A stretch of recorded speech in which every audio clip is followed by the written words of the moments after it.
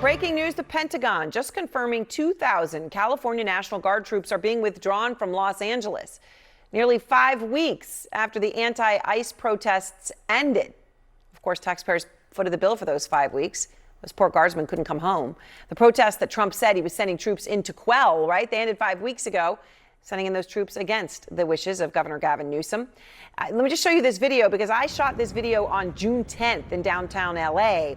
That was the first day that I was looking around saying there's a heck of a lot of National Guard here and there are no protesters. At that time, there were no protesters, but plenty of National Guard. But those troops are only being sent home now, more than a month later.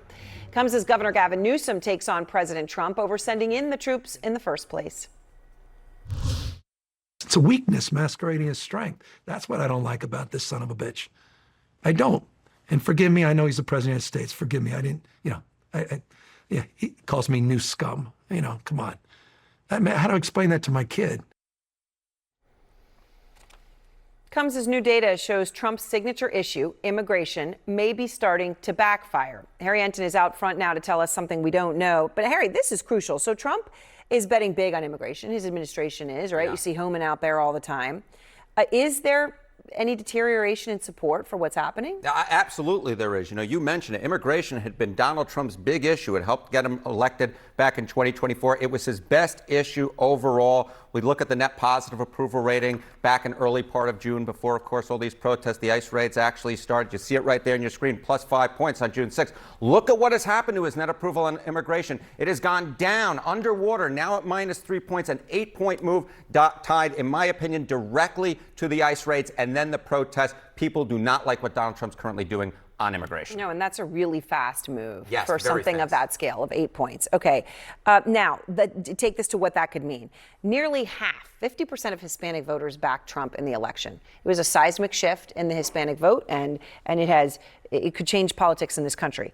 So where do they stand? Where does that vote stand? Yeah, you mentioned it. Donald Trump put up the best performance for a Republican candidate among Hispanic voters since we've had exit polls in 1972. But look at the net approval rating amongst Hispanic voters now versus where he was in the beginning of the term. Look at this drop. In early February, he was underwater, but only by 11 points, far better than he was doing during his first term. Now look at that, minus 28 points. That's a nearly 20-point drop, and I can tell you can tie that directly to his net approval rating on immigration among Hispanics, which was positive at the beginning of his term and now is way, way underwater, very close to his overall net approval rating with Hispanic voters. So this is where I say, tell me something I don't know, Harry. But I think I must preface it with, you've already told me 2 things I didn't know. Oh, well, thanks. So you can just be done. No, I'm just kidding. Tell me something else I don't know. I'll tell you something else that you don't know. We could be looking at the first year in a really long time in which the net migration is actually negative in this country. And what could that lead to? A massive deterioration in the GDP. Trump's immigration policies could, in fact, lead to, get this, a loss of $94 billion on GDP. My goodness gracious. All right. Harry, thank you very much. Thank you. Tonight, terrifying moments. Flames seen shooting from a plane taking off from LAX, Los Angeles. One of the 166 passengers on board telling CNN, quote, it sounded like lightning had struck the plane or something had exploded. Now, the plane did manage to land safely back at LAX. It comes amid growing concerns about another dangerous trend, which is the dire shortage of air traffic controllers in the United States. And Pete Muntean is out front. This is a rare inside look at the epicenter of ending a chronic shortage of air traffic controllers that's burning out workers and delaying flights nationwide. Academy Ground, Lear, 1 Hotel Delta. Here at the Federal Aviation Administration's Controller Academy in Oklahoma City, students spend months in classrooms and simulators before moving to on-the-job training at towers and radar facilities that are struggling to retain talent. How bad is the shortage of air traffic controllers in the U.S. right now? It's at a full-blown staffing crisis. The latest estimates say the FAA is short 3,000 air traffic controllers. The newest moves by the Trump administration include slashing the time candidates wait to be accepted here and giving them pay bonuses when they reach key training milestones. We're thinking creatively on how we can supercharge air traffic control. Changes are working, with the FAA just announcing enrollment here is now the highest it has ever been. The FAA says it rejects 90% of applicants, and of the students who do get in, 35% wash out. Even still, instructors put me to the test. I feel confident you can do this. Thanks for the pep talk. This high-fidelity control tower simulator is the same one used by Academy students. First, I start out by reading from a script in front of me. Twin Cessna 310 Mike November, Academy Tower, enter left downwind runway 28 left. I already feel my heart rate going up. Oh, get ready. Commander to 27 Golf Kilo, ready for departure from... Then the program throws more airplanes into the mix to the point where I have to tell a flight to abort its landing. Citation 3 Papa November, go around. Well, my first go around. How's it feel? Fine. Did I mess something up? Finally, we are fully off script. Challenger 6585 Juliet, Academy Tower, runway 28 right, line up and wait. How'd I do? You did really good. Do you think I could pull this off if I came to the Academy? We'll give you 6 more weeks and you'll be fantastic. We kept this demonstration fun, though the FAA insists this is serious work in hopes of ending its major staffing problem. I can see the light at the end of the tunnel, and I don't want to, persuade people to think that's next year. We still have our work cut in front of us, but we are absolutely moving in the right direction. Pete Mundine, CNN, Oklahoma City. I don't know. Pete Mundine is a very accomplished pilot. Thanks for joining us. AC360 starts now.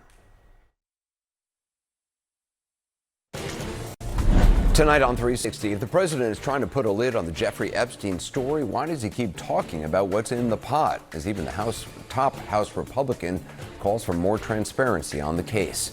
Also tonight, the president defends his decision to give Russia more than a month and a half to come to terms on Ukraine, even as Moscow continues their massive attacks. And later up, opening statements and early testimony in the murder trial of the former dentist accused of poisoning his wife.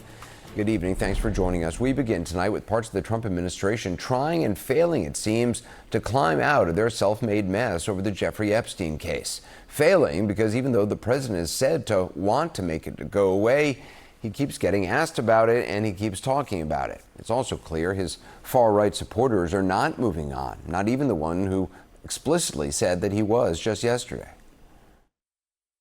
Honestly, I'm done talking about Epstein for the time being. I'm going to trust my friends in the administration. I'm going to trust my friends in the government to do what needs to be done, solve it, balls in their hands. That was prominent conservative podcaster and author Charlie Kirk just yesterday saying he is done talking about Epstein. He trusts the administration yesterday. Today, he's back to talking about it. I want to make an addendum to what was said yesterday is we're going to keep on talking about it. When I said for the time being, I was talking yesterday. I was telling the audience, guys, I got a whole deck of stories I got to cover here. For the record, if you are transcribing, we're not moving on. Nor is the president. Caitlin Collins reported last night several people familiar with his thinking told CNN that the president was privately urging his team to let the story die. Instead, he keeps talking about it, including just a few minutes ago, returning from a visit to Pittsburgh. I don't understand why the Jeffrey Epstein case would be of interest to anybody. It's pretty boring stuff. It's sordid, but it's boring. And I don't understand why it keeps going. Well, that soundbite is one of the reasons why. So are the ones from earlier today. Here he is defending Attorney General Bondi's decision, which she announced 8 days ago, to put a lid on further disclosures in the case. His remarks were in response to a question about something former RNC co-chair Lara Trump said previously about the need for transparency. Mr. President, your daughter-in-law said that there should be transparency in the Epstein case. Do you agree with her, sir? The Attorney General's handled that very well. She's really done a very good job. And I think that when you look at it, you'll understand that. I would like to see that also. But I think the Attorney General, the credibility is very important. And you want credible evidence for something like that. And I think the Attorney General has handled it very well. Now, that's interesting because the Attorney General was one of the people who appeared on TV seeming to hype what was going to be released, and now she's trying to move on, refusing repeatedly to answer questions today about Epstein, the decision not to release more information, or questions about her relationship with FBI Director Kash Patel and Deputy Director Dan Bongino. Here she was today at a press conference. She wanted to focus on fentanyl. Nothing about Epstein. I'm not going to talk about Epstein. I'm going to be here for as long as the president wants me here, and I believe he's made that crystal clear. No, I'm not going to talk about personnel matters. No, I'm not going to discuss personnel matters. I think we all are committed to working together now to make America safe again. Only on topic, guys. Our memo speaks for itself. So she at least seems to be doing what the president reportedly wants, which is moving on, even if he himself is not. In fact, he's actually going beyond just answering questions. He's now trying to spin the story in a way that blames Democrats. Here's what he said when asked if the attorney general told him whether he is named in the Epstein files. No, she's given us just a very quick briefing, and in terms of the credibility of the different things that they've seen. And I would say that, these files were made up by Comey, they were made up by Obama, they were made up by the Biden, we went through years of that with the Russia hoax, with all of the different things that we had to go through. We've gone through years of it. Well, keeping him honest, it's not exactly outlandish to wonder about the president's connections with Epstein, given that they've crossed paths and shared moments many times over the years, both in New York and Mar-a-Lago circles. As he himself told New York Magazine in 2002, "I've known Jeff for 15 years, terrific guy." He went on to say he's a lot of fun to be with. It's even said that he likes beautiful women as much as I do, and many of them are on the younger side.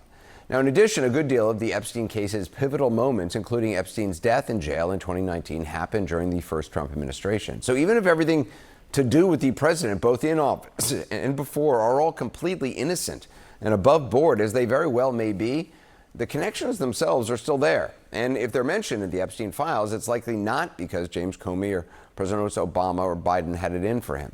In any event, if the president wanted to make this go away, he's not really doing what it takes, if he even could, because having hyped the story for months and years, many in the administration are now discovering how well the hype worked. Here's Attorney General Bondi shortly before the first disappointing batch of Epstein material was released. The FBI, they're reviewing, there are tens of thousands of videos of Epstein with children or child porn, and there are hundreds of victims. And no one victim will ever get released. It's just the volume, and that's what they're going through right now. That was the Attorney General in May, and Joe Rogan now. They've got videotape, and all of a sudden they don't. You have the director of the FBI on this show saying there's no if there was, nothing you're looking for is on those tapes. Like, what? She said something about that there was like thousands of hours of tapes of people doing horrible crimes. There is. Kash Patel said there's nothing you're looking for. Oh, okay. Okay. So the hype worked, and now the disappointment is real. And on Capitol Hill, a credibility gap has opened up on both sides of the aisle, because even though only one Republican voted with House Democrats on a failed amendment to force a vote on releasing the Epstein files, some are saying things like this. I do think there needs to be more transparency. I do think that all needs to move forward. And I think the administration needs to address that. But you don't believe what the Justice Department is saying? I don't know. I don't. I don't trust them. We should put everything out there and let the people decide it. Joining me now with more of the fallout around the Epstein files, CNN chief White House correspondent and anchor of The Source, Caitlin Collins. So we mentioned you're reporting that President Trump had privately urged his team to let the Epstein story die. He certainly gets asked about it. He keeps talking about it. Where does this go from here? I mean, it's certainly not dying down like the White House had hoped. And they actually thought, Anderson, that last week when we were in that cabinet meeting, and the president kind of exploded when he was asked by a reporter initially about the anger that was building within MAGA about this. And he had this kind of confused answer, asked why people were still talking about that given what was happening. But in the days since then, we have not seen his supporters fall in line with that reaction and get behind what he is saying. Instead, they've only gotten angrier and had more questions for this administration and more criticism over the top people at the FBI and DOJ about this and about their handling of this. And of course, a lot of that has to do with the past comments that you heard from Kash Patel, Dan Bongino, even before they took these jobs, but also the Attorney General when she was speaking just there. That was in front of the West Wing of the White House. She had already been inside the Department of Justice. It gave it more of a veneer of credibility when she was talking about the Epstein files in that moment. And so we are only seeing this continue to build, despite what White House officials had hoped would be happening, that they would tamp down and that they would get fewer questions on this. But I do think right now, from my sense in speaking to people at the White House yesterday and today, is they are realizing that this isn't going away immediately. They do believe ultimately it will, and they think, with the fact that Dan Bongino came back to work yesterday and tried to quiet that down, they were hoping that would quiet all of this down. But right now, that does not appear to be the case.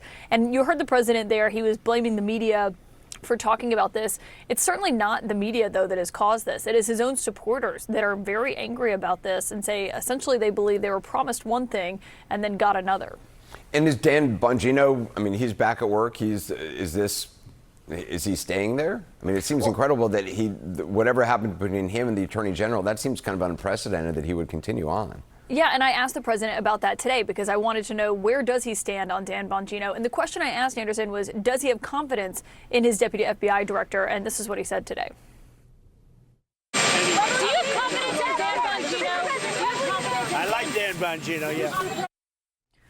That wasn't exactly an answer to the question about confidence in him, but he said he does like him. He certainly has been more vocal in his support for the Attorney General, Pam Bondi, here. Caitlin Kent, thanks very much. We'll see you at the top of the hour for The Source. Joining me now, CNN political analyst, New York Times White House correspondent Maggie Haberman. Maggie, what are you hearing about how this saga is playing out at the White House, how the president is viewing it all privately? Very similar to what Caitlin is hearing, Anderson. People at the White House, did not expect this to take on the life that it has over the last several days. Excuse me. And this is a president, as you know, who has ridden out, along with his aides, many controversies. This was expected to be one of them. They still expect it will be one of them, but it's not going away. And as you have noted for now, and as you and Caitlin both noted, it's not going away because of things that the president is saying, but also because of the words of his own government. I mean, this is his FBI director, his deputy FBI director, his attorney general. They are fighting with each other over what the actual truth is.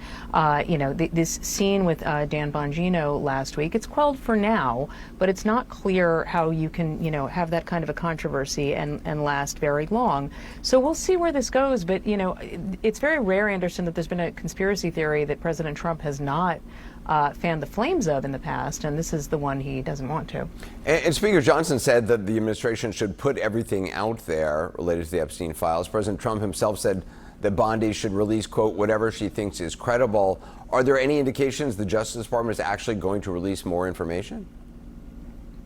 There's a lot of pressure on the Justice Department to try to do something more. There's been, as I'm sure you're aware, discussion of a special counsel, which is very complicated for a lot of reasons, and a bunch of people inside the administration do not want that. But I think they are probably, what they're discussing right now, again, I don't want to predict because this whole thing has been very messy. There is a discussion about releasing some sort of additional material. We will see what that looks like. The problem they've created for themselves, Anderson, is whatever partial information they release, it will never be seen as enough. It will never be believed. And I think this has been a real lesson to top officials in this government that, if you say something over and over again, your own followers are not necessarily going to stick with you if you say something different later. Well, particularly when those top officials in the government are the ones who previously were saying these things, were leading the charge on this. I mean, that's what's so remarkable to me. And then there's also the other layer of, I don't know Dan Bongino's motivation at all, but I assume he doesn't think he's going to be working at the FBI for the rest of his life. And if he wants to get back into podcasting, it would seem this is the opportunity for him to jump back into it now while he still has a reputation in the conspiracy world intact. Or I don't know if he does anymore have it intact. I suspect that he does, but at least to some degree. But, I think that you hit on two separate issues. One is all of these folks, almost all of these folks, their credibility and their profiles come from proximity to President Trump. And folks around President Trump are very aware of that. And so you saw Bongino, stay, at least for now, within the government. Pam Bondi had a career prior to President Trump becoming president, but she is mistrusted by elements of the MAGA base. And so that is part of the sub-issue you're seeing here as well. And where this leads and how much of it, President Trump has to keep trying to tamp down remains to be seen. But, barring some other, major news story, he is going to get asked about this for a while. The irony here, too, Anderson, just to add to this, I keep hearing from Democrats, yes, some of whom want to see additional files released, others who can't believe that Democrats are chasing this story down the road while Republicans are fighting amongst themselves, and this bill that makes massive cuts to Medicaid is in play for Republicans as something that Democrats were going to focus on, and instead now they're talking about this conspiracy theory. Maggie Haberman, thanks very much. My next guest is award-winning investigative reporter for the Miami Herald, who's been investigating the Jeffrey Epstein saga from the beginning, Her reporting was so vital in exposing the extent of Epstein's sex trafficking ring. The New York Times summed it up this way: the Jeffrey Epstein case was cold until a Miami Herald reporter got accusers to talk. She's also the author of Perversion of Justice, the Jeffrey Epstein Story. Julie K. Brown joins me now. Julie, thanks so much for being back with us. First of all, what is your reaction to the president's comments tonight about the Epstein story, that it's sordid but boring? What do you make of what has happened now? It's really unfortunate that he's using those words. I mean, imagine being a victim here who, at the age of 14, was brought into this sex trafficking operation and was sexually abused, and you're hearing something like that. This is a crime. This is a really heinous crime that happened to hundreds of girls. And this is something that our elected leaders should consider very serious. And there's still not a resolution to this. They still don't feel that that justice has been served here. And so I think what they are looking for is for their elected leaders to say, at the very least, let's take another look at this to make sure that we handled this properly. There have been phony flight lists published for years. I don't know where the idea of a client list came from. Do you? And I guess the larger question is, what other information, in your understanding, could be released or is out there that you know, if they wanted full disclosure, it could be out there? Well, first of all, there's tons of files that are out there in the FBI's vault. Anybody in the public can Google the vault, the FBI vault, put Jeffrey Epstein's name in, and there will be hundreds and hundreds of pages of files that you can click on and you can look at. But if you look at them, they are heavily redacted, or they're in some coding that doesn't make any sense. And if the few that are just redacted, you can see that they're unnecessarily redacted. There are things in there, for example, they're redacting the name of Jeffrey Epstein in these files. At this point, there's no need to do something like that. So at the very least, there's hundreds of FBI files that are already in the vault that should be released. But there's tons of other material that we don't know about. For example, when they reopened the case in 2019, after I first started my investigation, there were probably at least 100, if not 200 women that came forward. And those women were all interviewed as part of a settlement process with Epstein's estate. And they weren't bound by any kind of confidentiality. So one would think that the FBI, the Justice Department, would examine what some of the new information was that was coming as a result of this settlement process. And the idea of a client list, where did that originate? I think it came from this phone directory, really, that was really gathered by his accomplice, Ghislaine Maxwell. She kept this phone directory for him, sort of like an old-fashioned Rolodex that she kept updating on the computer. And there were, yes, Trump is in there, a lot of phone numbers, including to his phone in his vehicle, and all his important people were on there, as well as other celebrities and people of that sort. But Epstein was sort of a social climber, and I think he used Ghislaine to kind of boost his reputation with very important people. And part of that was him just meeting somebody and saying, I want to put you on my Rolodex kind of thing. So there's no evidence that the people that were on that Rolodex, which was really just a phone directory, were involved in his sex trafficking. Perhaps some of them were, but we don't know that. And then somehow that morphed into the fact that the conspiracy theorists thought that there was some kind of a client list. I've always said I don't believe there is one, because Epstein was not the kind of person that would keep something like that. He didn't have to do that. When he sent girls to be with these important people that he was doing business with, and make no mistake about this, this was a business transaction for him. This wasn't a sexual transaction.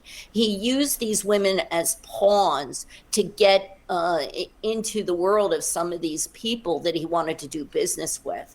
So somehow this got morphed into the fact that he had some kind of a client list. He didn't need to keep a client list. These men knew he was sending these women to them, and they knew that Epstein knew. So it wasn't something that had to be written down. I do want to play something that Attorney General Bondi said recently about the case, which was before the announcement that the DOJ would not be releasing any more information. The FBI, they're reviewing, there are tens of thousands of videos of Epstein with children or child porn. And there are hundreds of victims. And no one victim will ever get released. It's just the volume, and that's what they're going through right now. I mean, that's obviously sickening to hear. Do you know anything about these videos? Bondi's statement obviously raises question about, who these children are. Was this prosecuted? I mean, are people aware of this? Yes, we knew when they did the search of his home in 2019 that they found photographs and videos. We don't know exactly what's contained on that, but I was told by sources that a lot of the material isn't really material that you're going to be able to look at and say, this is so-and-so, this is so-and-so victim. Remember, he did this over a span of 2 decades. So these women don't look anything like the children they were before. So it's really hard for them to pinpoint who these victims were.